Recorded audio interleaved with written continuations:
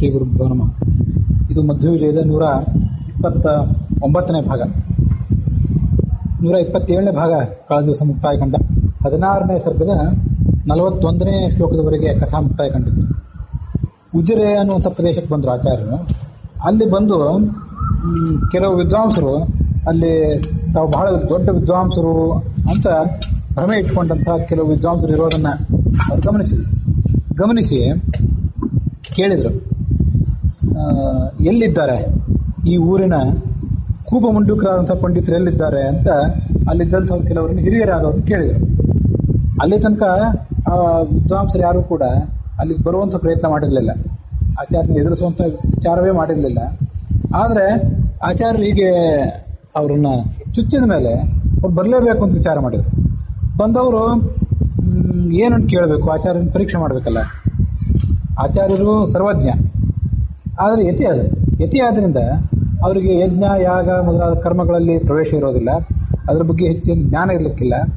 ಅದಕ್ಕಾಗಿ ಸಭೆಯಲ್ಲಿ ಅವರನ್ನು ಮಾತ್ಸರ್ಯದಿಂದ ಒಂದು ಪ್ರಶ್ನೆ ಮಾಡಿದಂತೆ. ಕರ್ಮಾರ್ಥ ಶ್ರುತಿ ಗಹನಾರ್ಥ ಖಂಡಭಾವಂ, ಕರ್ಮಪರವಾದಂಥ ಯಜ್ಞ ಯಾಗಾದಿಗಳನ್ನು ಹೇಳುವಂಥ ಒಂದು ಶ್ರುತಿ, ಅದು ಬ್ರಾಹ್ಮಣ ಸಂಹಿತ, ಬ್ರಾಹ್ಮಣ, ಆರಣ್ಯಕ, ಉಪನಿಷತ್ತು ಅಂತೆಲ್ಲ ಇರ್ತದೆ. ಉಪನಿಷತ್ತಿಗೆ ಆಚಾರ್ಯ ಉಪನಿಷತ್ ಭಾಷ್ಯವೇ ಇದೆ, ಸಂಹಿತೆಗೆ ಋಗ್ಭಾಷ್ಯ ಇದೆ. ಈ ಬ್ರಾಹ್ಮಣಕ್ಕೆ ಯಾವುದೇ ಗ್ರಂಥ ಇರಲಿಲ್ಲ ಆಚಾರ್ಯರು. ಖಂಡಾರ್ಥ ನಿರ್ಣಯ ಅಥವಾ ಕರ್ಮ ನಿರ್ಣಯ ಅಂತ ಮುಂದೆ ರಚನೆ ಆಗಬೇಕಾಗಿತ್ತು. ಅದರ ಪೂರ್ವಭಾವಿ ಸಂಗತಿ ಇದು. ಹೀಗೆ ಅಂಥ ಒಂದು ವಿಶಿಷ್ಟವಾದಂಥ ವೇದವಾಕ್ಯದ ಬಗ್ಗೆ ಒಂದು ಪ್ರಶ್ನೆ ಮಾಡಿಬಿಟ್ರು ಅವರು. ಛಂದಸಾಂ ವೈ ಷಷ್ಠೇನ ಅನ್ನ ಆಪ್ತಾನ ರಸೋ ಅತ್ಯನೇದತ್ ಸ ಪ್ರಜಾಪತಿ ರಭಿಭೇತ್ ಪರಾಂಗ್ಯಂ ಛಂದಸಾಂ ರಸೋ ಲೋಕಾನತ್ಯೇಷ್ಯತೀತಿ ತಂ ಪುರಸ್ತಾತ್ ಛಂದೋಭಿ ಪದ್ಯಗೃಹ್ಣಾನ್ ನಾರಾಶಂಸ್ಯ ಗಾಯತ್ರ್ಯ ರೈಭ್ಯ ತಿಷ್ಟುಭಃ ಅಂತ ಒಂದು ವಾಕ್ಯ. ಆ ವಾಕ್ಯದ ಅರ್ಥ ಏನು ಅಂತ ಅವ್ರು ಪ್ರಶ್ನೆ ಮಾಡಿಬಿಟ್ರು. ಅದರ ಬಗ್ಗೆ ಒಂದಿಷ್ಟು ವಿಸ್ತೃತವಾದಂಥ ವಿವರಣೆ ಹೇಳಬೇಕು. ಅದಿಲ್ಲದೆ ಹೋದರೆ ಪೂರ್ಣ ಆಗೋದಿಲ್ಲ. ಅದು ವಿಷಯ ಏನು, ಈ ಯಜ್ಞ ಯಾಗಾದಿಗಳನ್ನು ಮಾಡ್ತಿದ್ರಲ್ಲ, ಅದರಲ್ಲಿ ಒಂದು ತಿಂಗಳು ಪೂರ್ತಿ ಮತ್ತು ವರ್ಷ ಪೂರ್ಣ ನಡೆಯುವಂಥ ಕೆಲವು ಯಜ್ಞಗಳು. ಆ ಯಜ್ಞಗಳಲ್ಲಿ ನಡುವೆ 6 ದಿವಸ 5 ದಿವಸ ಅದರದ್ದೊಂದೊಂದು ಭಾಗ. ಅಂಥದ್ದೊಂದು 6 ದಿವಸ ನಡೆಯುವಂಥ ಒಂದು ಯಜ್ಞ, ಅದು ಐತರೇಯ ಶಾಖೆಯಲ್ಲಿ ಬರುವಂಥ ಒಂದು ವೇದವಾಕ್ಯಗಳು. ಆ ವೇದವಾಕ್ಯಗಳ ಬಳಕೆ ಅಲ್ಲಿ ಆಗ್ತದೆ. ಇದು ಐತರೇಯ ಶಾಖೆಯಲ್ಲಿ 40ನೇ ಚತ್ವಾರಿಂಶತ್ ಬ್ರಾಹ್ಮಣ ಅಂದರೆ ಅದರದೊಂದು ಭಾಗ. ಐತರೇಯದಲ್ಲಿ ಅದರ 40ನೇ ಬ್ರಾಹ್ಮಣ, ಅದರಲ್ಲಿ 30ನೇ ಅಧ್ಯಾಯ, 6ನೇ ಖಂಡ. ಈ ಒಂದು ಪ್ರಕರಣ, ಅದ್ರ ಬಗ್ಗೆ ಅವ್ರು ಪ್ರಶ್ನೆ ಮಾಡಿದರು. ಅದೇನು ಅಂತಂದರೆ, ಈ ಪೃಷ್ಠ ಶಳಹ ಅಂತ 6 ದಿವಸ ಮಾಡುವಂಥ ಒಂದು ಯಜ್ಞ. ಆ ಪೃಷ್ಠ ಶಳಹದಲ್ಲಿ ಬ್ರಾಹ್ಮಣಾಚ್ಛಂಸಿ ಅನ್ನುವಂಥ ಒಬ್ಬ ಪುರೋಹಿತ, ಆ ಪುರೋಹಿತನಾದವನು ಕೆಲವು ವೇದವಾಕ್ಯಗಳನ್ನು ಹೇಳಬೇಕು. ಆತ ಹೇಳುವಂಥ ವೇದವಾಕ್ಯ ಇದು ಈಗ ನಾವು ನೋಡಿದ್ದು. ಇದರ ಅರ್ಥ ಏನು ಮತ್ತು ಆ ವೇದವಾಕ್ಯಗಳು ಯಾವುವು, ಹೀಗೆ ವಿಸ್ತೃತವಾದ ರೂಪದಲ್ಲಿ ಅವ್ರು ಪ್ರಶ್ನೆ ಮಾಡಿಬಿಟ್ರು. ಈ ದೊಡ್ಡ ಯಜ್ಞಗಳು ನಡೆದಾಗ ಋಗ್ವೇದ, ಯಜುರ್ವೇದ, ಸಾಮವೇದ, ಅಥರ್ವವೇದಕ್ಕೆ ಸಂಬಂಧಪಟ್ಟಂತೆ 4 ಜನ ಪುರೋಹಿತರು ಕ್ರಮವಾಗಿ, ಋಗ್ವೇದಕ್ಕೆ ಹೋತ, ಯಜುರ್ವೇದಕ್ಕೆ ಅಧ್ವರ್ಯು, ಸಾಮವೇದಕ್ಕೆ ಉದ್ಗಾತ ಮತ್ತು ಅಥರ್ವವೇದಕ್ಕೆ ಬ್ರಹ್ಮ ಅಂತ ಪುರೋಹಿತರು ಇರ್ತಿದ್ರು. ಹೋತ ಅಂತಂದರೆ ದೇವತೆಗಳನ್ನು ಮಂತ್ರಪೂರ್ವಕವಾಗಿ ಕರೆಯುವವನು. ಅವನಿಗೆ ಮೈತ್ರ, ವರುಣ, ಅಚ್ಛಾವಾಕ, ಗ್ರಾವಸ್ತುತ್ ಅನ್ನುವಂಥ 3 ಜನ ಸಹಾಯಕ ಅಂತ ಋಗ್ವೇದಕ್ಕೆ 4. ಯಜುರ್ವೇದಕ್ಕೆ ಅಧ್ವರ್ಯು ಅಂತ ಏನಿರ್ತಾನಲ್ಲ, ಅವನ ಕೆಲಸ ಆಹುತಿ ಹಾಕೋದು. ಮಂತ್ರ ಹೇಳೋರು ಋಗ್ವೇದದವರು, ಯಜುರ್ವೇದದ ಪುರೋಹಿತ ಅಧ್ವರ್ಯು ಆಹುತಿ ಹಾಕೋವನು. ಅವನಿಗೆ ಪ್ರತಿಪ್ರಸ್ಥಾತೃ, ನೇಷ್ಟ್ರು, ಉನ್ನೇಷ್ಟ್ರು ಅಂತ 3 ಜನ ಸಹಾಯಕರು. ಸಾಮವೇದ ಮೂಲಕ ಭಗವಂತನ ಸ್ತೋತ್ರ ಮಾಡುವನು ಉದ್ಗಾತ, ಅವನಿಗೆ ಪ್ರಸ್ತೋತ, ಪ್ರತಿಹರ್ತ, ಸುಬ್ರಹ್ಮಣ್ಯ ಅಂತ 3 ಜನ ಸಹಾಯಕರು. ಮುಖ್ಯ ಅವನಾದರೂ ಕೂಡ ಕೆಲವು ಅವಾಂತರ ಮಂತ್ರಗಳನ್ನು ಹೇಳುವವರು ಇವರೆಲ್ಲ. ಅಥರ್ವವೇದಕ್ಕೆ ಬ್ರಹ್ಮ ಅಂತ ಒಬ್ಬ ಇರ್ತಾನೆ. ಆ ಬ್ರಹ್ಮನ ಕೆಲಸ ಏನು ಅಂದರೆ, ಯಾವ ಮಂತ್ರವನ್ನು ಹೇಳೋದಿಲ್ಲ, ಆಹುತಿಯನ್ನು ಹೇಳೋದಿಲ್ಲ, ಆಹುತಿ ಹಾಕೋದಿಲ್ಲ, ಸುಮ್ಮನೆ ಕೂತು ನೋಡ್ತಿರ್ತಾನೆ. ಒಟ್ಟಾರೆ ಈ ಯಜ್ಞದಲ್ಲಿ ಏನಾದರೂ ವಿಚ್ಛೇದ ಬಂದರೆ, ಏನಾದರೂ ಕೊರತೆ ಬಂದರೆ ಅದನ್ನೆಲ್ಲ ತುಂಬಲಿಕ್ಕೆ ಇರುವಂಥವನೇ ಅವನು, ಅದನ್ನು ಸೂಚನೆ ಮಾಡಲಿಕ್ಕೆ. ಈ ಯುಧಿಷ್ಠಿರ ಯಾಗ ಮಾಡಿದಾಗ ಸ್ವಯಂ ವೇದವ್ಯಾಸರೇ ಬ್ರಹ್ಮರಾಗಿ ಕೂತಿದ್ರು ಅಂತ ಅಲ್ಲಿ ನೋಡಿದ್ವಿ. ಆ ಬ್ರಹ್ಮನಿಗೆ ಬ್ರಾಹ್ಮಣಾಚಂಸಿ, ಅಗ್ನಿಧ್ರ, ಪೋತೃ ಅಂತ ಈ 3 ಜನ ಸಹಾಯಕರು. ಹೀಗೆ ಒಟ್ಟು 16 ಜನ ಋತುಕಗಳು ಸೇರಿ, 17ನೇ ಯಜಮಾನ, 18ನೇ ಅವಳು ಯಜಮಾನನ ಪತ್ನಿ, ಇಷ್ಟು ಜನ ಸೇರಿ ಒಂದು ಯಜ್ಞಗಳನ್ನು ಮಾಡ್ತಿರ್ತಾರೆ. ಹೀಗೆಲ್ಲ ಮಾಡುವಾಗ ಆ ಬ್ರಾಹ್ಮಣಾಚಂಸಿ ಅನ್ನುವನು ಈ ಕೆಲವು ವೇದವಾಕ್ಯಗಳನ್ನು ಹೇಳಬೇಕು. ಏನು ಸಮಸ್ಯೆ?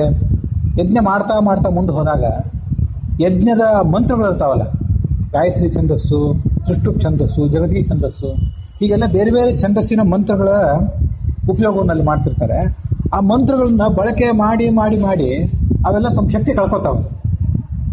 ಮಂತ್ರಗಳು ಶಕ್ತಿ ಕಳ್ಕೊಳ್ಳೋದಲ್ಲ, ಯಾಕಂದ್ರೆ ಮಂತ್ರಗಳು ಅದಕ್ಕೆ ಅಭಿಮಾನಿಗಳಾದಂಥ ದೇವತೆಗಳು, ಅವರ ಸತ್ವ ಶಕ್ತಿ ಯಾವತ್ತೂ ಅದೇನು ಕೆಡುವಂಥದ್ದಲ್ಲ.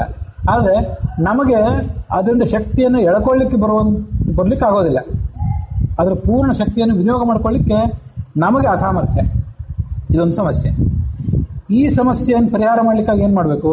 ಮಂತ್ರಗಳನ್ನು ಹೇಳಿ ಹೇಳಿ ಕೊನೆಗೆ ಯಾರೋ ದೇವತೆಗಳೇ ಬರಲಿಲ್ಲ, ಮಂತ್ರಗಳು ಸಿಗಬೇಕಾದ ಫಲ ಸಿಗಲಿಲ್ಲ ಯಜ್ಞದಲ್ಲಿ ಅಂತ ಹೀಗೆ ಅನಿಸಿದಾಗ, ಆಗ ಈ ಬ್ರಾಹ್ಮಣಾಕ್ಷಂಸಿ ಅನ್ನುವನು ಆ ಮಂತ್ರಗಳನ್ನು ಮತ್ತೆ ರಿಚಾರ್ಜ್ ಮಾಡಬೇಕು.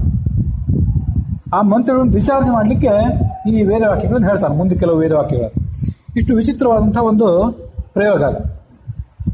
ಇವತ್ತು ಯಜ್ಞಗಳನ್ನು ಮಾಡುವಾಗ 2-3 ಜನ ಪುರೋಹಿತರು ಇರ್ತಾರೆ, 15-16 ಜನ ಪುರೋಹಿತರು, ಇವರೆಲ್ಲ ಇರೋದೇ ಈಗಿನ ಕಾಲದಲ್ಲಿ ಕಲ್ಪನಾತೀತ. ಅಂತ ವಿಶಿಷ್ಟವಾದ ಪ್ರಸಂಗಗಳೆಲ್ಲ ಆಗಿನ ಕಾಲದಲ್ಲಿ ಇದ್ದವು. 30 ಋಕ್ಕುಗಳಿರುವಂಥ 30 ಮಂತ್ರಗಳಿರುವಂಥ ಕುಂತಾಪ ಅನ್ನೋ ಹೆಸರಿನ ಒಂದು ಸೂಕ್ತ ಇದೆ. ಕುಂತಾಪ ಅಂತ ಸೂಕ್ತಕ್ಕೆ ಹೆಸರು. ಅದು ಋಗ್ವೇದದ ಖಿಲ ಭಾಗ. ಈ ಋಗ್ವೇದದಲ್ಲಿ 10 ಮಂಡಲ, 8 ಅಷ್ಟಕ ಅಂತ ಹೀಗೆಲ್ಲ ನೋಡ್ತೀವಲ್ಲ, ಅದ್ರೊಳಗೆ ಸೇರಿದ್ದಲ್ಲ ಋಗ್ವೇದ ಖಿಲ ಅಂತ ಮತ್ತೊಂದು ಇರ್ತದೆ, ಪರಿಶಿಷ್ಟ ಅಂತ ಹೇಳಿ. ಈ ಶ್ರೀ ಸೂಕ್ತನೂ ಕೂಡ ಖಿಲ ಭಾಗದೊಳಗೆ ಬಂದದ್ದು. ಅದಕ್ಕೆ ಕುಂತಾಪ ಸೂಕ್ತ ಅಂತ ಕರೀತಾರೆ. ಕುಂತಾಪ ಸೂಕ್ತವನ್ನು ಯಾಕೆ ಪಠಣ ಮಾಡ್ತಾರೆ? 6ನೇ ದಿವಸ ಬಂದಾಗ, ಆ 6 ದಿವಸ ಯಜ್ಞದ ಪೈಕಿ 6ನೇ ದಿವಸ ಬಂದಾಗ ಗಾಯತ್ರಿ ಮೊದಲಾದ ಛಂದಸ್ಸುಗಳ ರಸ ಅಂದ್ರೆ ಅದರ ಶಕ್ತಿ, ಅದು ಅನೇದತ್ ಶಕ್ತಿ ಅಂತನ್ನೋದು ನಷ್ಟ ಆಗಿ ಹೋಗಿದೆ. ಛಂದಸಾಂವೈ ಷಷ್ಠೇನ ಅಹ್ನ, 6ನೇ ದಿವಸ ಆಪ್ತಾನಾಂ ರಸಃ ಅತ್ಯನೇದತ್, ಗಾಯತ್ರಿಯ ಸತ್ವ ಕಡಿಮೆ ಆಗಿಬಿಡ್ತು. ಸಹ ಪ್ರಜಾಪತಿ ಅಭಿಭೇತ್, ಪ್ರಜಾಪತಿ ಚತುರ್ಮುಖ ಬ್ರಹ್ಮ ಅಥವಾ ಮುಖ್ಯವಾಯು, ಅವನಿಗೆ ಕಳವಳ ಆಯಿತು. ಎಲ್ಲ ಯಜ್ಞಗಳಿಗೂ ಮುಖ್ಯ ಅಧಿಕಾರ ಒಂದೇ ಅಲ್ಲ, ಅವನಿಗೆ ಅದರಿಂದ ಕಳವಳ ಆಯಿತು. ಇಲ್ಲಿ ಪ್ರಜಾಪತಿ ಅಂದ್ರೆ ಚತುರ್ಮುಖ ಬ್ರಹ್ಮ ಅಂತ ಇಲ್ಲೇನಿಲ್ಲ, ಇದನ್ನು ನಾನು ಹೇಳಿದೆ ಅಷ್ಟೆ. ಪ್ರಜಾಪತಿ ಅಂತ ಪರಮಾತ್ಮನೂ ಆಗಬಹುದು. ಪ್ರಜಾನಾಂ ಪಾಲನಾದ್ ವಿಷ್ಣು ಪ್ರಜಾಪತಿ ತೀರಿತಃ, ಪರಮಾತ್ಮನೇ ಮುಖ್ಯವಾಗಿ ಪ್ರಜಾಪತಿ, ಮುಂದೆ ಚತುರ್ಮುಖ ಬ್ರಹ್ಮ ಮುಖ್ಯವಾಯುಗಳು, ಅದಾದ್ಮೇಲೆ ಪ್ರಜಾಪತಿ ಅಂತಂದ್ರೆ ರುದ್ರ. ಮುಂದೆ ಉಳಿದ ಪ್ರಜಾಪತಿಗಳು ರುದ್ರನ್ಕಿಂತ ಕೆಳಗಿರುವಂಥವ್ರು, ದಕ್ಷ ಪ್ರಜಾಪತಿ, ಕರ್ದಮ, ಅವರೆಲ್ಲ ಮುಂದಿನ ಪ್ರಜಾಪತಿಗಳು. ಇಲ್ಲಿ ಪ್ರಜಾಪತಿ ಅಂತಂದ್ರೆ ಚತುರ್ಮುಖ ಬ್ರಹ್ಮ ಅಂತಲೇ ಎಲ್ಲ ವ್ಯಾಖ್ಯಾನಗಳಲ್ಲಿಲ್ಲ, ಯಾವುದೋ ಒಂದು ವ್ಯಾಖ್ಯಾನದಲ್ಲಿ ಹಾಗೆ ಕಾಣಿಸ್ತದೆ. ಈ ಛಂದಸ್ಸುಗಳ ವೇದವಾಕ್ಯಗಳ ಸಾರ ಕಡಿಮೆಯಾಗಿ ಇದೆಲ್ಲ ನಮಗೆ ತೊಂದರೆ ಆಗಿಬಿಡ್ತಲ್ಲ ಅಂತ ಅವನು ಚಿಂತೆ ಮಾಡಲಿಕ್ಕೆ ಶುರು ಮಾಡಿದ. ಮುಂದೆ ಅವನೇನು ಮಾಡಿದ ಅಂತಂದ್ರೆ, ಗಾಯತ್ರಿ ಮೊದಲಾದ ಛಂದಸ್ಸುಗಳಿಂದ ಮತ್ತೆ ಆ ಸಾರವನ್ನೆಲ್ಲ ಸಂಗ್ರಹ ಮಾಡಿದ. ಹೇಗೆ ಸಂಗ್ರಹ ಮಾಡಿದ ಅಂತಂದ್ರೆ, ಮೊದಲನೇ ಛಂದಸ್ಸು ಗಾಯತ್ರಿ. ಆ ಗಾಯತ್ರಿ ಛಂದಸ್ಸಿನ ಮಂತ್ರಗಳನ್ನ ಕೆಲವು ಹೇಳ್ತಿರ್ತಾರೆ. ಆ ಮಂತ್ರಗಳ ಸಾರವನ್ನ ನಾರಾಶಂಸಿ ಅನ್ನುವಂಥ ಒಂದು 3-4 ವೇದ ಮಂತ್ರಗಳಿವೆ. ಅವನ್ನೆಲ್ಲ ಸದ್ಯದಲ್ಲ ನಾವು ನೋಡೋರಿರ್ತೀವಿ, ಇವತ್ತು ನಾಳೆ ನಾಡ್ದು ಅದನ್ನೆಲ್ಲ ನೋಡೋರಿರ್ತೀವಿ. ಇದಂ ಜನ ಉಪಶ್ರುತ ನಾರಾಶಂಸಾ ಸ್ತವಿಷ್ಯತೆ ಅಂತ ಮೊದಲನೇ ಮಂತ್ರ. ಹಾಗೆ 2-3 ಮಂತ್ರಗಳು ನಾರಾಶಂಸಿ ಮೊದಲಾದ ಒಂದು ಮಂತ್ರದ ಸೆಟ್.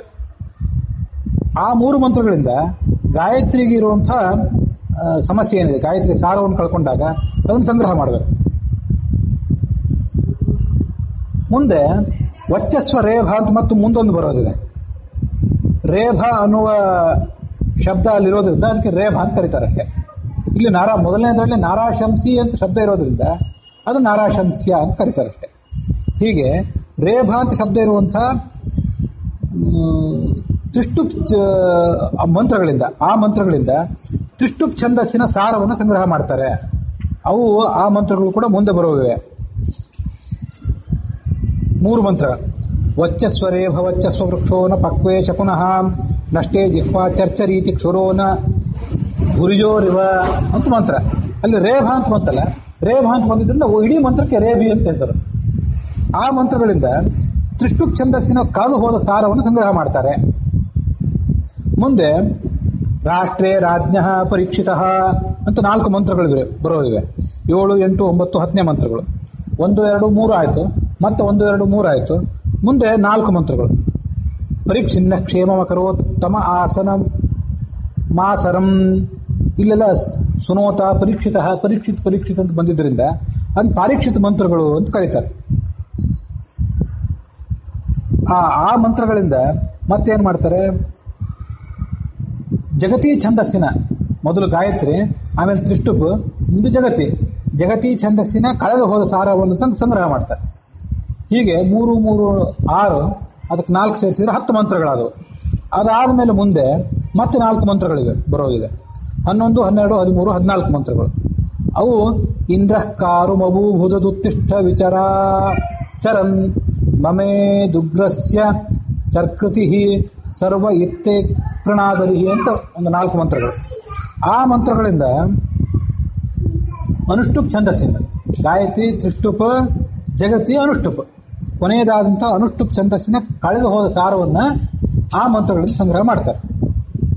ಆದ್ದರಿಂದ ಈ ನಾರಾಶಂಸಿ, ರೈಭಿ, ಪಾರೀಕ್ಷಿತಿ, ಕಾರವಿ ಅನ್ನುವಂಥ ಒಟ್ಟು 14 ಸಂಖ್ಯೆಯ ಋಕ್ಕಗಳೇನಿವೆಯಲ್ಲ, ಈ 14 ಸಂಖ್ಯೆಯ ಋಕ್ಕಗಳನ್ನು ಪಠನ ಮಾಡಿದ್ರಿಂದ ಛಂದಸ್ಸಿನಲ್ಲಿ ಮತ್ತೆ ಸಾರ ಬಂತು. ಇದನ್ನೆಲ್ಲ ಯಾರು ತಿಳ್ಕೊತಾರೆ? ಇದನ್ನೆಲ್ಲ ಯಾರು ತಿಳ್ಕೊತಾರೆ ಅಂದ್ರೆ ಏನರ್ಥ? ಮೊದಲು ಕಳೆದು ಹೋಗಿದ್ದನ್ನು ಗುರುತು ಮಾಡ್ಕೋಬೇಕು. ಕಳೆದಿದೆ ಅಂತಲೇ ಗೊತ್ತಾಗದೆ ಹೋದ್ರೆ, ನಮ್ಮಲ್ಲಿ ನಮ್ಮ ಬ್ಯಾಟ್ರಿಗೆ ಡೌನ್ ಆಗಿದೆ ಅಂತ ಗೊತ್ತಾದ್ರೆ ರಿಚಾರ್ಜ್ ಮಾಡ್ಬೋದು.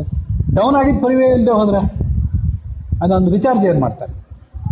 ಹೀಗೆ ಮಂತ್ರಗಳನ್ನು ವಿನಿಯೋಗ ಮಾಡಿ ಮಾಡಿ ಮಾಡಿ ಅದರ ಶಕ್ತಿ ಕುಂದಿದೆ. ಅದನ್ನು ಮತ್ತೆ ತಂದುಕೋಬೇಕು ಅಂತ ಯಾರಿಗೆ ಪರಿವೇ ಇದೆ, ಯಾರಿಗೆ ಅದರದ್ದೆಲ್ಲ ಜ್ಞಾನ ಇದೆ, ಏವಂ ವೇದ ತೇನ ಸರಸೈಹಿ ಛಂದೋಭಿ ಇಷ್ಟಂ ಭವತಿ. ಮುಂದೆ ಅವನಿಗೆ ಸಿಗಬೇಕಾದ ಫಲ ಎಲ್ಲ ಸಿಗ್ತದೆ, ಇಲ್ಲದ್ರಿಲ್ಲ. ಮುಂದೆ ಆ ಯಜ್ಞವನ್ನು ಕೂಡ ಆತ ಮುಂದುವರಿಸಬಹುದು. ಇದಿಷ್ಟು ವಿಷಯ. ಛಂದೋಭ್ಯಶ್ಚುತರಸ ಸಂಗ್ರಹ ಪ್ರವೀಣಾನ್ ಷಷ್ಠೇನ್ಹಿ ಪ್ರತಿವಿಹಿತಾನ್ ಪ್ರಜಾಧಿಪೇನ ನಾರಾಶಂಸ್ಯ ಚರಮಚಾರು ಮಂತ್ರಭೇದಾನ್ ಊಚೇಸೌ ತಮಬಿದತದ್ವಿ ಸಂಶಯಾಂಶಃ. ಛಂದಸ್ಸುಗಳಿಂದ ಚ್ಯುತ ಅಂದ್ರೆ ಕಳೆದು ಹೋದ ರಸವನ್ನ ಮತ್ತೆ ಸಂಗ್ರಹ ಮಾಡಲಿಕ್ಕೆ ಬೇಕಾದಂತಹ 6ನೇ ದಿವಸ ಪಠನ ಮಾಡಬೇಕಾದಂತಹ ಮಂತ್ರಗಳು. ಅವು ಮಂತ್ರಗಳನ್ನು ಹೇಳಿದ್ದು ಪ್ರಜಾಧಿಪತಿ. ಅದು ನಾರಾಶಂಸಿ, ಅಚರಮ. ನಾರಾಶಂಸಿ ಅಂತ ಚರಮ ಅಂದ್ರೆ ಕೊನೆ, ಅಚರಮ ಅಂದ್ರೆ ಮೊದಲು. ಅದರಲ್ಲಿ ನಾರಾಶಂಸಿ ಎನ್ನುವಂಥ ಮೊದಲು ಮಂತ್ರಗಳೇ 3, ಆಮೇಲೆ 3, ಆಮೇಲೆ 4, ಆಮೇಲೆ 4. ಈ ಮಂತ್ರಗಳ ಅರ್ಥವನ್ನ ಆಚಾರ್ಯ ಹೇಳಲಿಕ್ಕೆ ಪ್ರಾರಂಭ ಮಾಡಿದರು. ಆ ಅರ್ಥಗಳಿಗೆ ಅದಕ್ಕೆಲ್ಲ ಯಾರೋ ಭಾಷ್ಯವೇ ಬರೆದಿರಲಿಲ್ಲ. ಅಂತ ಕಠಿಣವಾದಂಥ ಸೂಕ್ತಗಳು ಮತ್ತು ಜನರಲ್ಲಿ ಬಳಕೆನೇ ಇರಲಿಲ್ಲ. ಅಂಥದನ್ನು ಕೇಳಿಬಿಡೋಣ, ನೋಡೋಣ ಅಂತ ಅವ್ರು ಹೇಳಿಕ್ಕೆ ಶುರು ಮಾಡಿದ್ರು. ಕೇಳಿದ್ರು, ಇವರು ಅದಕ್ಕೆಲ್ಲವನ್ನು ಕೂಡ ಅರ್ಥವನ್ನು ಹೇಳಿಕ್ಕೆ ತೊಡಗಿದ್ರು. ಅಲ್ಲಿಗೆ ಇವತ್ತು 42 ಮತ್ತು 43 3 ಶ್ಲೋಕಗಳು ಮುಕ್ತಾಯ ಕಂಡು. ಈಗ ನಾವು ನೋಡಬೇಕಾದದ್ದು ಅದಕ್ಕೆ ಅರ್ಥ ಏನು ಅಂತೇಳಿ. ಒಟ್ಟು 14 ಮಂತ್ರ ಇವೆ. ಆ 14 ಮಂತ್ರಗಳಲ್ಲಿ ಎಲ್ಲ ಅಲ್ಲದೆ ಇದ್ರೂ ಸೂಕ್ಷ್ಮವಾದಕ್ಕೆ, ಅದರಲ್ಲಿ ನಮ್ಮ ನಿತ್ಯಾನುಸಂಧಾನಕ್ಕೆ ಏನಾದರೂ ಉಪಯೋಗ ಆಗುವಂಥ ಕೆಲವು ಮಂತ್ರಗಳು, ವಿಶಿಷ್ಟವಾದ ಅರ್ಥವನ್ನು ಒಳಗೊಂಡಂಥ ಕೆಲವು ಮಂತ್ರಗಳು, ಅದನ್ನು ನೋಡಬೇಕು. ಇಲ್ಲಿಗೆ ಇವತ್ತಿನ ಈ ಭಾಗ ಸಮಾಪ್ತಿಯನ್ನು ಕಂಡಿದೆ. ಇವತ್ತು ಚೈತ್ರ ಶುಕ್ಲ ಅಷ್ಟಮಿ, ಸತ್ಯಧ್ಯಾನ ಸ್ವಾಮಿಗಳ ಆರಾಧನೆ ಪಂಢರಪುರದಲ್ಲಿ. ಆ ಸತ್ಯಧ್ಯಾನ ಸ್ವಾಮಿಗಳ ಅಂತರ್ಯಾಮಿಯಾದಂಥ ಮಧ್ವರ ಅಂತರ್ಯಾಮಿಯಾಗಿರ್ತಕ್ಕಂಥ ಶ್ರೀರಾಮಚಂದ್ರ ದೇವರು, ಶ್ರೀರಾಮಚಂದ್ರ ರಾಮಕೃಷ್ಣ ವೇದವ್ಯಾಸ ರೂಪಿಯಾದ ಭಗವಂತನಿಗೆ ಈ ಭಾಗ ಅರ್ಪಿತ ಆಗಲಿ ಎನ್ನುವರಿಗೆ ಈ ಭಾಗ ಸಮಾಪ್ತಿಗೆ ಕಂಡಿದೆ.